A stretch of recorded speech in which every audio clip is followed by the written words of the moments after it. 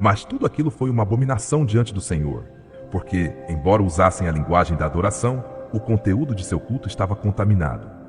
Em Êxodo 32:6 relata-se: no dia seguinte, madrugaram, ofereceram holocaustos e apresentaram ofertas de paz. E o povo se sentou para comer e beber, e levantou-se para se divertir. Não houve blasfêmia direta, não houve insulto, mas houve idolatria, e o juízo de Deus caiu com força. Essa história mostra que nem tudo o que parece adoração o é. Nem tudo o que se faz com entusiasmo religioso tem a aprovação de Deus, porque Deus não olha a forma, olha a fonte. Hoje, muitas das expressões populares da Semana Santa não têm sua origem no mandamento de Cristo, mas em adaptações culturais promovidas séculos depois. Mas não é só isso. Foram desenvolvidas, embelezadas e perpetuadas por um sistema espiritual que busca manter as pessoas em um ciclo perpétuo de emoção sem revelação, de espetáculo sem transformação. E por trás desse sistema está o inimigo, não de forma visível, mas como aquele que inspira a substituição do verdadeiro pelo aparente. Em Apocalipse 12:9, descreve-se Satanás como aquele que engana o mundo inteiro. Sua tarefa não é apenas tentar, é confundir, é semear uma versão distorcida da mensagem de Cristo, tão semelhante à original que poucos conseguem ver a diferença. O uso de imagens, relíquias, procissões e dramatizações públicas tem sido uma ferramenta poderosa para esse propósito, porque faz com que as pessoas se sintam perto de Deus sem estarem, dá-lhes uma experiência religiosa sem comunhão real com o Espírito Santo, oferece-lhes uma participação massiva sem o compromisso pessoal que exige o verdadeiro discipulado. Jesus disse: se alguém quer vir após mim, negue-se a si mesmo, tome sua cruz cada dia e siga-me. Lucas. Mas nessas celebrações, substitui-se o chamado à negação pelo aplauso coletivo. Troca-se a cruz diária por uma cruz simbólica. Muda-se o segmento pela observação. O resultado é um cristianismo domesticado, cultural, ritualizado, sem o fogo que transforma, sem a convicção que confronta. Paulo também alertou os crentes da Galácia sobre essa distorção. Em Gálatas 3:1 escreveu: ó Gálatas insensatos, quem vos fascinou para não obedecerdes à verdade? A palavra fascinou, em sua raiz grega, implica um encantamento, uma sedução mental que impede ver com clareza. E é isso que acontece quando o inimigo consegue inserir práticas vazias com aparência de devoção. O povo fica fascinado, hipnotizado pela forma, mas cego à verdade, perde a capacidade de discernir. E assim, o que começou como uma expressão sincera, termina sendo uma tradição oca que ocupa o lugar do verdadeiro. O sistema religioso que promove essas celebrações está profundamente comprometido com a conservação de formas. Não permite questionamentos, não admite reformas. Resiste a qualquer tentativa de voltar à palavra como única autoridade, porque sabe que se o povo retornar às Escrituras, o véu se romperá, porque a verdade desmascara o falso. Por isso, uma das estratégias mais eficazes do inimigo tem sido usar a autoridade do estabelecido para blindar o erro, fazer as multidões pensarem, sempre foi assim, portanto deve estar correto. Mas Jesus confrontou exatamente esse pensamento. Em Marcos 7,13 disse: invalidais a palavra de Deus com a vossa tradição que transmitistes. Não se trata de quanto tempo algo vem sendo praticado. Trata-se de se Deus o ordenou, de se está alinhado com o Evangelho, de se glorifica a Cristo ou glorifica uma imagem dele criada pelos homens. Uma das características do inimigo é sua capacidade de se ocultar atrás do sagrado. Quando tentou Jesus no deserto, usou versículos bíblicos para justificar sua proposta, dizendo, está escrito, Mateus 4,6, manipulando o conteúdo para que parecesse verdadeiro. E assim também opera nas tradições religiosas. Toma fragmentos de verdade, combina-os com símbolos culturais, adorna-os com solenidade e os apresenta como devoção. Mas em sua essência, não há obediência, não há verdade, não há fruto, e o Espírito Santo não respalda o que não foi inspirado por ele. Em João 16,13, Jesus prometeu que o Espírito guiaria seu povo a toda a verdade, não a toda tradição, não a todo costume, a verdade. E essa verdade sempre nos levará de volta à obediência, à santidade, à simplicidade do Evangelho. O inimigo não precisa destruir a fé para enfraquecê-la, basta desviá-la, substituir a vida do Espírito pela repetição do rito, trocar a obediência diária pela emoção anual.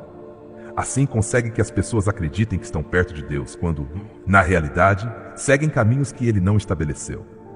Essa é uma de suas obras mais sutis e perigosas, porque não confronta Cristo abertamente, apenas se disfarça de luz para desviar o olhar do povo, apenas introduz práticas que, embora pareçam santas, não o são, apenas muda a direção da adoração sem alterar sua forma.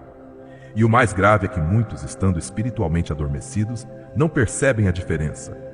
Em Oséias 4:6, o Senhor declara: "O meu povo está sendo destruído porque lhe falta o conhecimento." Não por falta de devoção, não por falta de entusiasmo, mas por falta de discernimento. Porque quando a ignorância se une à tradição, o resultado é um sistema religioso que opera sem a presença real de Deus. Um sistema que canta, que celebra, que se comove, mas que não muda. E o inimigo se compraz nisso, porque enquanto as pessoas estiverem ocupadas com a forma, não buscarão a verdade. Enquanto se sentirem satisfeitas com o visível, não ansiarão pelo eterno. Enquanto estiverem presas a um calendário de celebrações, não viverão a realidade do reino. O propósito dessas revelações não é provocar rejeição pelas pessoas que participam, mas despertar o povo que ama a Deus. Porque o inimigo não tem poder onde há luz, não pode operar onde há verdade, não pode enganar aqueles que conhecem a voz do bom pastor. Jesus disse em João 10:27, "As minhas ovelhas ouvem a minha voz, e eu as conheço, e elas me seguem." Quando uma pessoa enche sua mente com a palavra e seu coração com o Espírito, pode discernir a diferença entre o genuíno e o impostor. E quando discerne, já não pode continuar participando daquilo que não glorifica seu Senhor. O reino de Deus não se manifesta através de eventos multitudinários carregados de símbolos antigos. Manifesta-se no coração obediente, na comunhão íntima, na vida que foi rendida a Cristo. Não em um desfile de imagens, mas em uma vida crucificada com Ele. Não em um lamento coletivo, mas em uma transformação pessoal. Não em uma celebração anual, mas em uma obediência constante. Tudo que desviar esse foco, por mais antigo ou solene que seja, deve ser examinado à luz da Escritura. Porque nos últimos tempos, a advertência de Jesus permanece vigente. Vede que ninguém vos engane, Mateus 24:4. Hoje é tempo de abrir os olhos, de reconhecer que o inimigo semeou joio no meio do trigo, de aceitar que algumas das práticas mais populares podem estar servindo ao propósito dele, e não ao de Deus. Não porque quem participa o faça com má intenção, mas porque foi conduzido sem discernimento. Mas a verdade liberta, a verdade restaura, a verdade nos reconduz ao coração do Pai. E se você está disposto a deixar as formas para abraçar a substância, então começará a caminhar não na religião dos homens, mas na vida que o Filho de Deus veio dar. Há uma verdade que permaneceu oculta aos olhos de muitos crentes. As datas mais importantes do calendário religioso tradicional não coincidem com as que Deus estabeleceu em sua palavra. Durante séculos, o inimigo conseguiu semear confusão até nos tempos e o fez com precisão, porque sabe que quando se altera o tempo designado por Deus, também se altera o entendimento espiritual. Não é apenas uma questão de dias ou meses. É uma distorção que desvia a atenção do povo para o que parece correto, enquanto o desconecta do que o céu designou desde a eternidade. Mudar o calendário não foi um simples erro administrativo, foi uma estratégia espiritual para apagar as pegadas dos tempos de Deus e substituí-las por um sistema controlado pelos homens. Um calendário desenhado não para obedecer à vontade divina, mas para se alinhar a uma agenda religiosa e política que ignorou deliberadamente as instruções do Criador. Desde o princípio, Deus foi preciso com o tempo. Não deixou as datas à mercê da tradição ou do capricho humano. Em Levítico 23, o Senhor estabelece com clareza seus tempos designados, chamados Moadim em hebraico, que significa literalmente encontros sagrados. Essas datas não eram apenas celebrações simbólicas, eram momentos proféticos nos quais Deus revelaria seu plano redentor.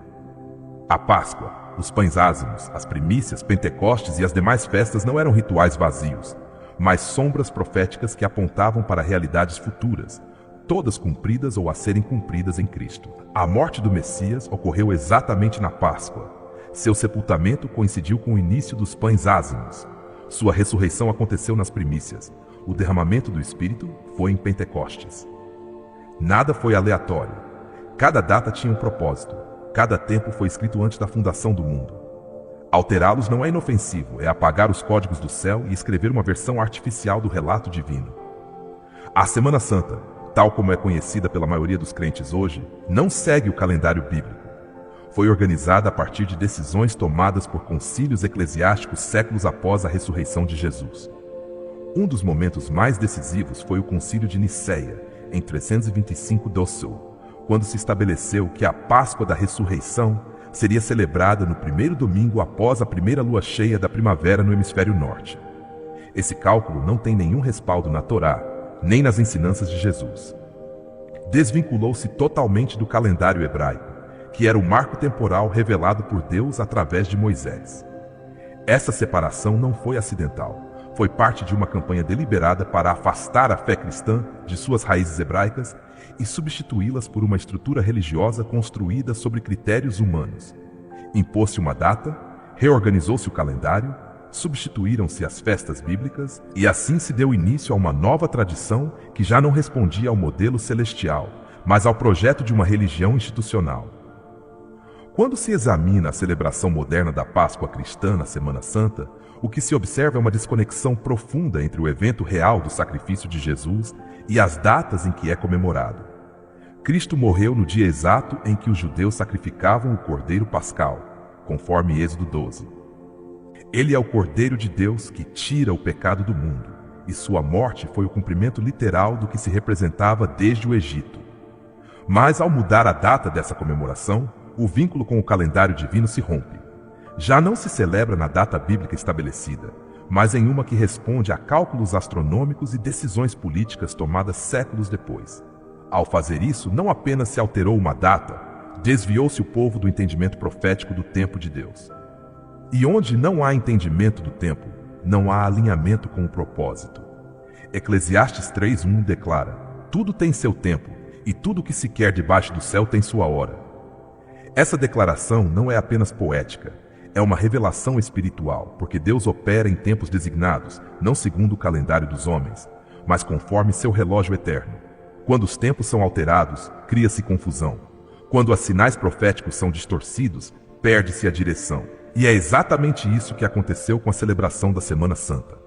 Transformou-se em uma data comemorativa sem conexão com o tempo original em que Deus agiu. E essa desconexão tem consequências, porque o poder de um encontro divino não está apenas em seu conteúdo, mas também em seu tempo. Não é o mesmo lembrar um evento que entrar no tempo designado por Deus para viver a revelação que esse evento contém. As festas bíblicas não eram apenas memórias, eram portais de revelação, momentos de encontro, estações de alinhamento. Ao substituí-las, perdeu-se muito mais